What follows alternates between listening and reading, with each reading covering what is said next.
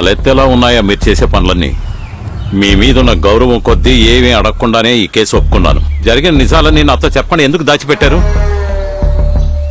వెళ్ళి తాగటానికి ఏమైనా తీసుకురా. అలాగయ్యా. ఏం దాచాను? తను గన్ను గురించి అడిగింది. గన్ను వెనకాలన్నది నేనే అని నీకు ఆ రోజే చెప్పాను కదా. ఎవరికి తెలుసు?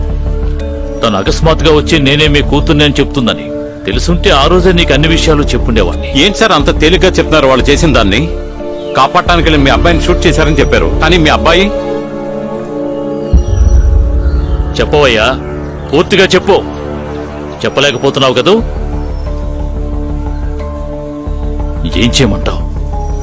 కన్నబిడ్డ కదా, అందుకే వాడు చేసిన పాపాలన్నిటికీ ఇప్పుడు నేను ప్రాయశ్చిత్తం చేసుకుంటున్నాను. నీకు బాగా తెలుసు ఈ ఊళ్ళో నాకు ఎంత మంచి పేరుంది అన్నది. నేను పోయే వరకు ఆ గౌరవానికి ఎలాంటి కళంకం రాకూడదని కోరుకుంటున్నాను.